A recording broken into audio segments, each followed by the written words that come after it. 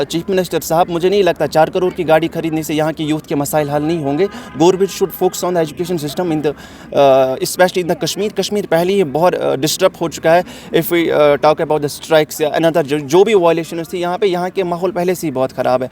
अब जो हमारे पास लास्ट पे बचा है, अगर हम अपने इस कश्मीर को बचा सकते, that is the education system. But it is sad to see that government जो है यहाँ पे 4 करोड़ की गाड़ियाँ खरीद रहे हैं, वो पब्लिक पार्क्स को इस्टेब्लिश कर रहे हैं, वो टूलिप गार्डन में 2-2 हज़ार की टिकटें लगा रहे हैं, टूलिप गार्डन में बिलियंस में वो फ्लावर्स लगा रहे हैं, उन पर स्पेंड कर रहे हैं। लेकिन अगर बात हमारी एजुकेशन सिस्टम की आती है तो यहाँ पे ये क्यों डिनाई कर रहे हैं? अगर जो ये पीछे कॉन्ट्रेक्चुअल टीचर्स बैठे, अगर ये बिल्डर्स हैं हमारे नेशन के, अगर ये यूथ को यहाँ के एक नई पहचान दे रहे हैं, इन्हीं की वजह से जो है यहाँ पे डॉक्टर्स निकलते हैं, साइंटिस्ट्स निकलते हैं, तो गवर्नमेंट इनकी बात क्यों नहीं सुन रही? गवर्नमेंट जो है अपने कामों में बिजी है, कोई 4 करोड़ की गाड़ी खरीद रहा है, कोई टूलिप गार्डन में फ्लावर्स पे इन्वेस्ट कर रहा है। सो गवर्नमेंट से यही गुजारिश है कि they should listen to their needs. Classes अगर हम बात करें तो पिछले तीन दिन से हमारे क्लासेस नहीं हो रहे हैं।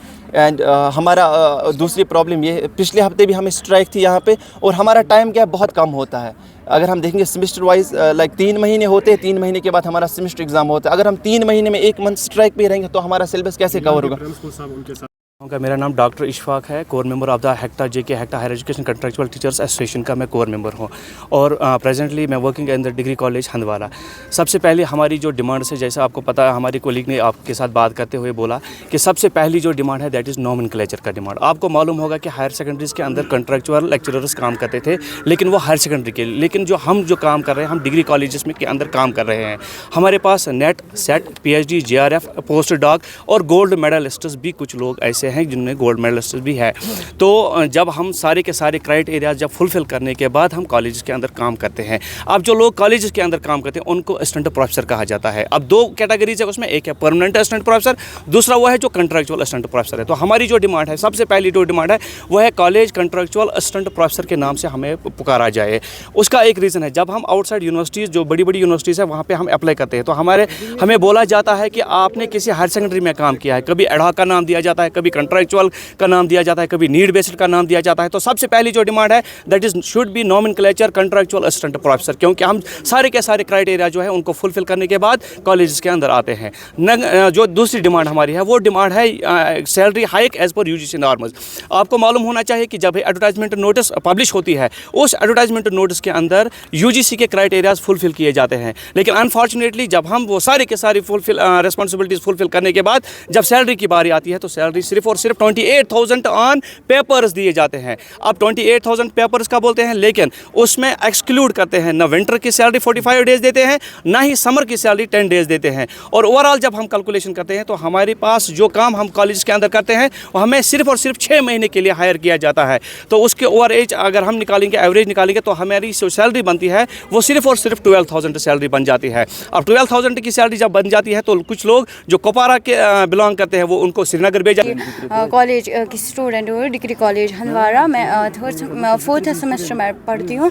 सर, पिछली बार भी इन्हीं कॉन्ट्रेक्चुअल टीचर्स ने यहाँ पे स्ट्राइक की थी 2 बार। सर, इनकी इतनी डिमांड है कि इनका जो है मतलब इनको परमानेंट किया जाए।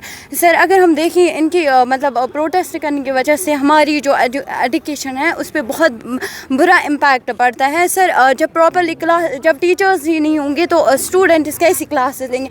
आप अभी भी यहाँ से माहौल देख सकते हैं कि स्टूडेंट्स अभी भी बाहर है। अगर टीचर्स अवेलेबल होते तो हम अच्छे से क्लास ले पाते। सर, हम घर से आते हैं, मतलब सफ़र करते हैं, घर से आते हैं, फिर भी मतलब यहाँ पे जब क्लासेस ही नहीं होंगी तो क्या फ़ायदा है हमारा यहाँ पे आने का? और सर, और एक प्रॉब्लम है यहाँ पे सर, इनकी रिक्रूटमेंट जो होती है वो टाइम पे नहीं होती है। लास्ट सेमेस्टर से हम ये प्रॉब्लम फेस कर रहे हैं कि हमें जब हमारा सेशन एट द पीक होता है तब तक हमें टीचर्स अवेलेबल नहीं होते, और उसका रिज़ल्ट क्या होता है कि मोस्ट ऑफ द स्टूडेंट्स का बैकलॉग होता है।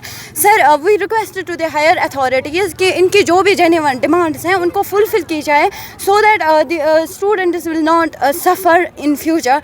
सो जो भी इनकी टीचर्स की डिमांड है उनको फुलफ़िल की जाए ताकि यहाँ पे जो रब्त ज़ब्त है वो फिर से वैसे ही कायम रहे। Thank you. Dr. Shabir Panzu and representing Government Degree College Handwara. Basically, this is the decision of J&K HECTA.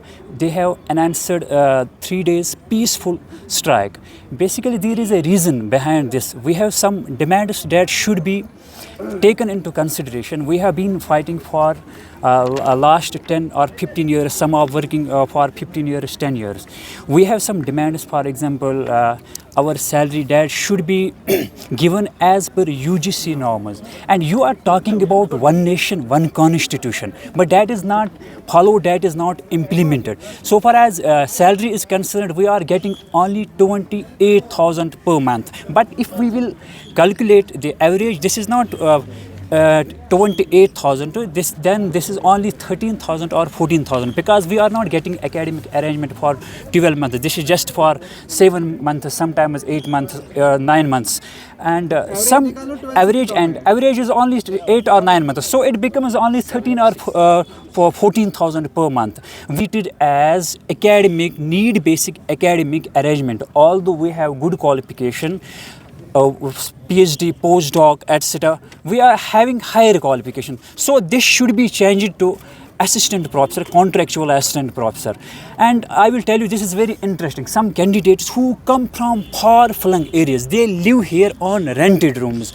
And if we will see the expensiveness, this present age is the age of expensiveness. The 13,000 or 14,000 per month, that is not sufficient. So these things should be taken into consideration. And continuation as per health and medical education, SO 364.